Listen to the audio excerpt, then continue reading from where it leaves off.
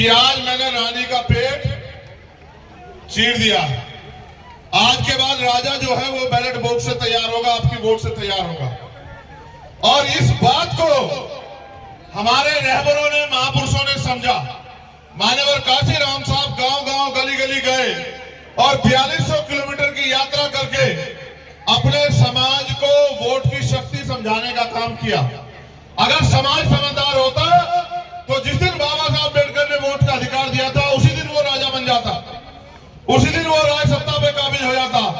लेकिन क्योंकि समाज समझदार नहीं है, इसलिए इतने रहबरों को अपना घर बार, अपना परिवार, अपना सुख चैन छोड़ के समाज को जगाने के लिए निकलना पड़ा। आज भी हालात वही हैं। हमने अपनी वोट के ताकत को नहीं समझा, अपनी वोट की वैल्यू को नहीं समझा। हमारी वोट पे दूसरे लोग राज कर रहे हैं। उन्होंने नारा दिया कि वोट हमारा, राज तुम्हारा, नहीं चलेगा, नहीं चलेगा। आज भी वोट इस देश के कमजोर शोषित वर्ग के पास है, लेकिन राज किनका है? जिन लोगों के पास साथ हम हजारों साल से पीड़ित थे, उन्हीं का राज भी आज इस व्यवस्था पे है। मैं आपको भादरा ये बताने के लिए आया कि अगर करो मरो की स्थिति पैदा हो चुकी है देश के अंदर। मैं याद करता हूं शहीद आजम भगत सिंह को, राजगुरु जी को, सुखदेव जी को, उनकी शहादत को। उन्होंने आखिरी याचिका में कहा था कि युद्ध जारी है और युद्ध तब तक जारी रहेगा जब तक कुछ चंद ताकतवर लोग भारतीय समाज और श्रमिकों यानी कि मजदूरों की जो आर्थिक स्थिति पे उस पर एकाधिकार बना के रखेंगे, तब तक ये युद्ध जारी रहेगा। आज भी किसानों को उनकी फसल के दाम नहीं मिलते, आज भी मजदूरों को उनकी न्यूनतम वेतन नहीं मिलता।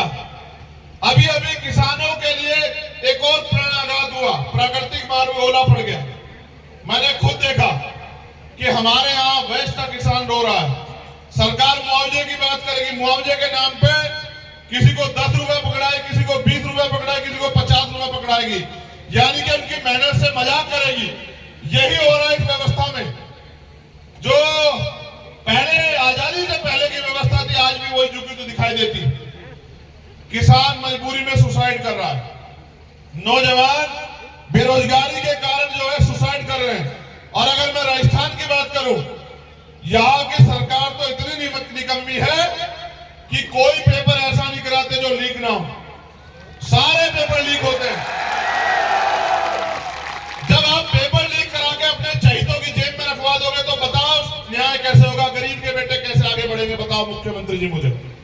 जब आप सीएचए की भर्ती वाले बच्चों को, जब वो आंदोलन करने जाते हैं, उनको लाठियों से पीटने का काम करते हो, उनको जेल में बंद करने का काम करते हो, तो फिर न्याय कैसे होगा? जब आप करते हो बात, ये प्रिया मेघवाल बैठी है, इसका दोष ये है कि ये मेघवाल समाज में जन्मी है। जब हमने इसकी बात करी तब सबकी आंख खुली। मुख्यमंत्री को मजबूर होकर बुलाना पड़ा, कहा कि एक पता नहीं कोई चीज उसका एम्बेसडर बना रहे, वो भी बंद कर दी। एक सिंगल पैसे की मदद नहीं करी। बताओ खिलाड़ी कैसे आगे बढ़ेंगे? मुख्यमंत्री जवाब दे कि अगर इसका दोष ये है कि ये मेघवाल समाज की बेटी है, तो मुख्यमंत्री जी याद रखना कि तुम्हारे भरोसे नहीं है।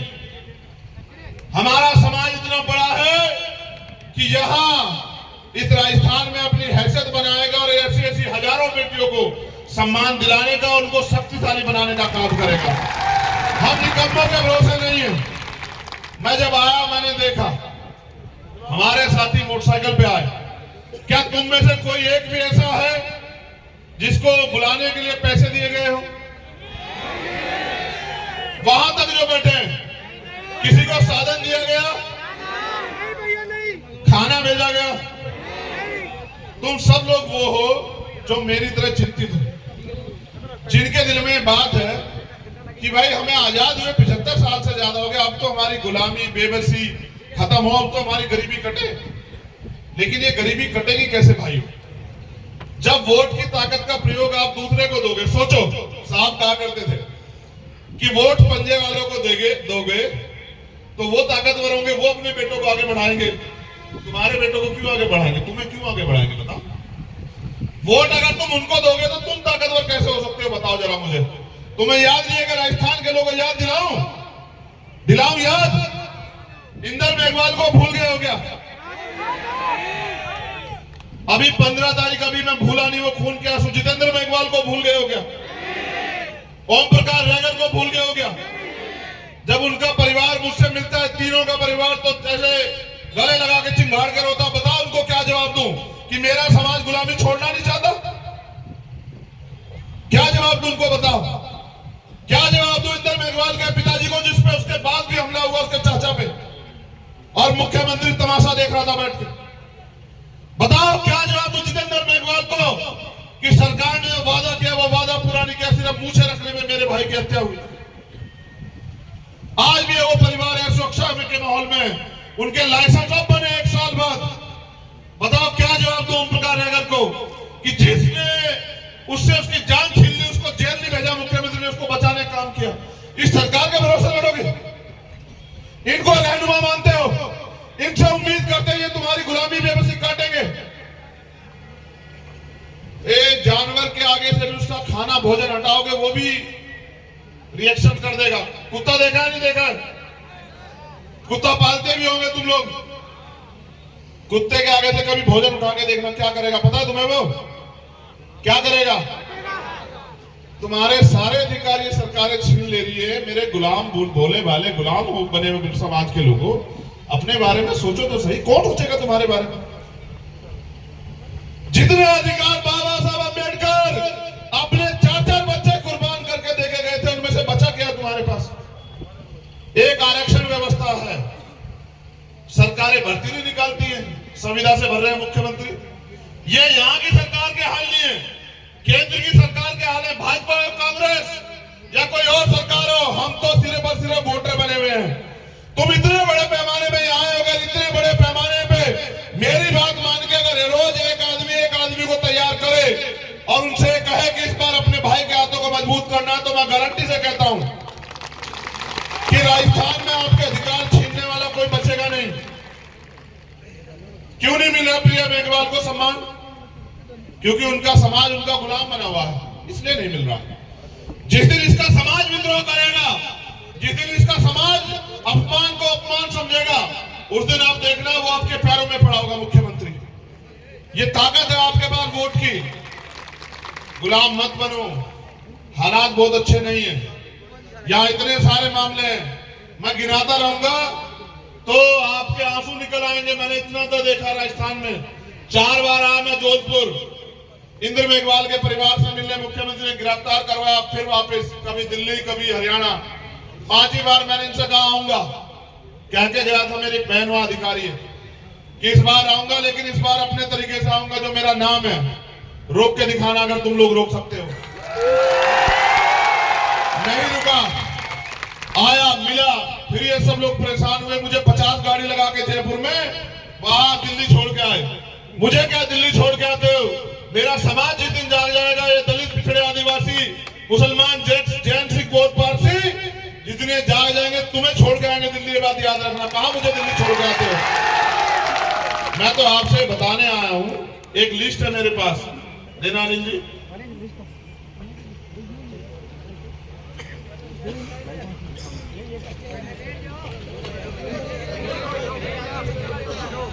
ये यहाँ के एक मामलों की लिस्ट है मेरे पास, हमारे साथियों ने दी है बना के। मैं इसलिए वो कर रहा हूं क्योंकि इंटेलिजेंस के लोग भी यहाँ, एडमिनिस्ट्रेशन के भी हैं, मीडिया के भी है, शायद हमारी बात को उठा दें और हो सकता है कान में से रूई निकाल के मुख्यमंत्री जी सुन लें। सुनना उनना तो है नहीं। देखो, जालसाजों के चक्कर में मत आना। अब सिलेंडर भी देंगे, अब राशन भी देंगे, 4.5 साल नहीं दिखे। अब चुनाव आ रहा है, सब देंगे। अब आपके पैर भी धोएंगे, आपके पैर भी पकड़ेंगे, आपके जूतों के फीते भी बांधेंगे, क्योंकि अब आपकी जो सबसे बड़ी ताकतवर, जो करोड़ों रुपए से ताकतवर है, आपकी वोट, वो छीननी है ना आपसे, उसको चुराना है ना, उसको लूटना है ना, उसको लूट के अपनी ताकत बना के आपकी खाल में उतारेंगे 5 साल। ये भी इसके लिए भी तैयार है ना मेरे लोगों। अगर इस बार गलती करोगे, इनके भरोसे रहोगे, तो अगली 5 साल जो खाल उतरेगी उसके जिम्मेदार भी आप लोगों ने, मुझसे मत कहना। मैं तो आपको रास्ता दिखा सकता हूं। मुझे बाबा साहब अम्बेडकर ने अकेले को नहीं समझाया, किताबों में आपको भी समझाया। मैंने उनको जीते जी नहीं देखा, मेरी उम्र उनसे बहुत कम है, मैंने उनको किताबों में देखा, क्योंकि उन्होंने मुझसे कहा, मैं समझता हूं स्पेशल मुझसे कहा कि पॉलिटिक्स इज द मास्टर की, राजनीतिक सत्ता वो चाबी है जो आपकी सारी परेशानियों को हल कर सकती है। यह भी कहा कि राजनीति में हिस्सेदारी ना करने का सबसे बड़ा नुकसान यह है कि अयोग्य लोग आपके ऊपर शासन करेंगे। आप ये बताओ, ये मुकेश गरीब का बेटा यहां से आगे क्यों नहीं बढ़ सकता? आप बताओ मुझे, क्या इसमें कोई कमी है पैसे वाला ना होने के अलावा? बताओ, ये गरीब का बेटा आगे बढ़ सकता है नहीं बढ़ सकता? बताओ, हाथ उठा के बताओ, ऐसे नहीं चलेगा। बढ़ सकता है नहीं बढ़ सकता है? जब हम पे पैर है तो हम बैसाखियों के सहारे क्यों रहे? जवाब दो। जब तुम अपने आप इतनी क्षमता रख सकते हो तो बैसाखियों के सहारे क्यों हो? बताओ। देखो, मुझे इतने सारे मामले सौंपे हैं, मैं तुम्हें बताऊंगा अभी। कालूराम मेघवाल को झूठे मर्डर केस में फंसाया गया। लालगढ़ में एक 8 साल की नाबालिग के साथ रेप करके उसका मर्डर कर दिया गया। भाई कालूराम मेघवाल ने उस 8 साल की नाबालिग लड़की की आवाज उठाई और अपराधी को सजा दिलाने का काम किया, इसलिए उसको झूठे मर्डर केस में फंसाया गया।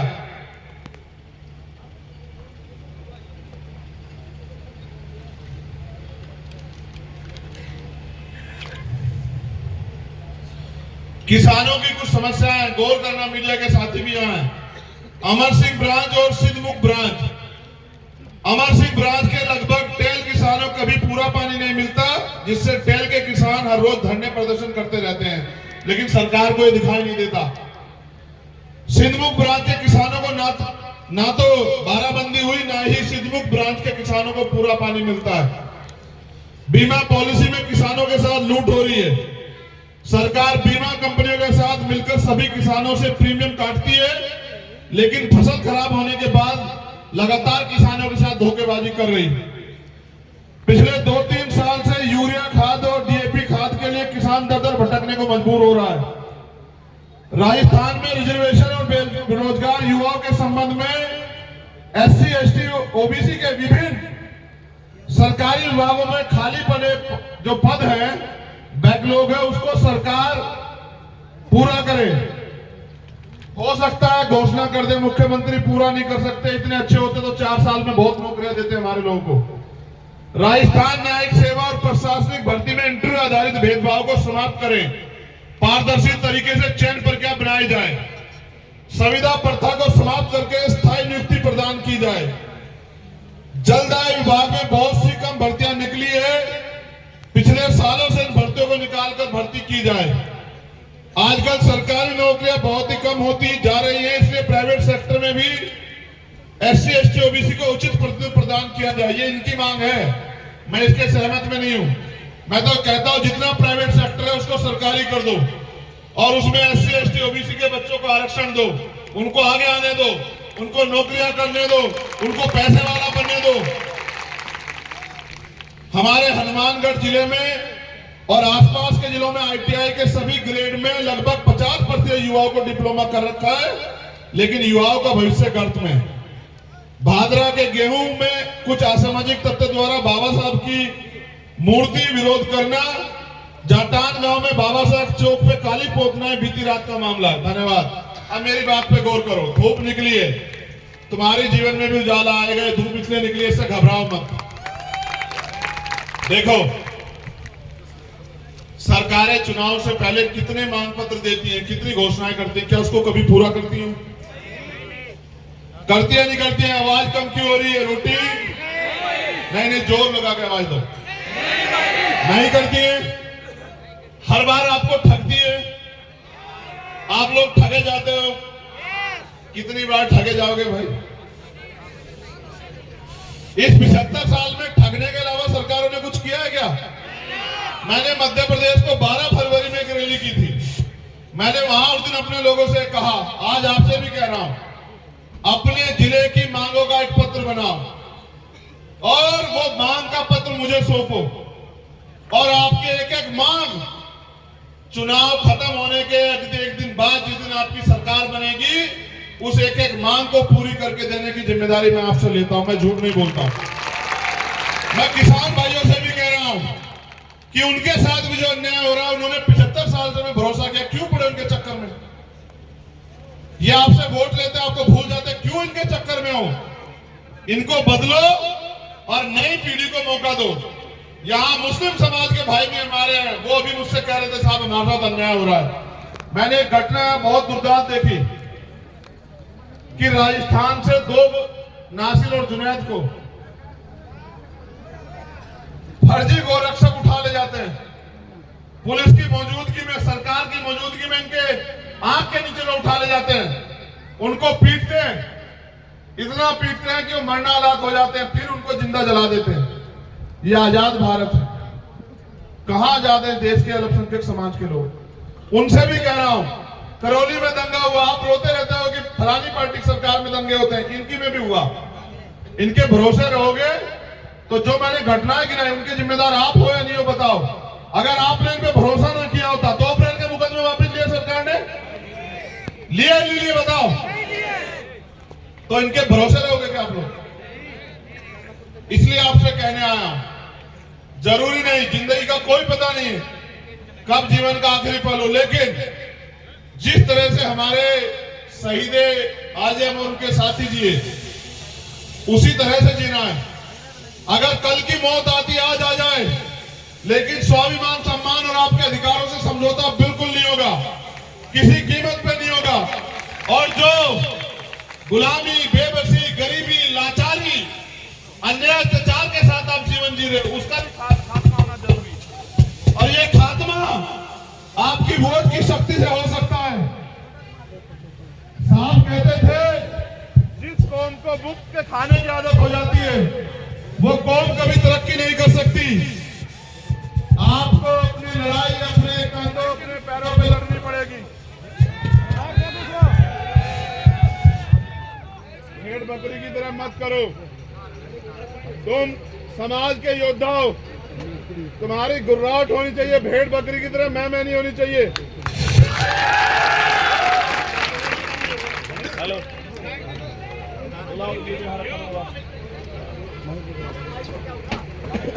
मेरी आवाज कहां तक आ रही है बताओ? सुनो,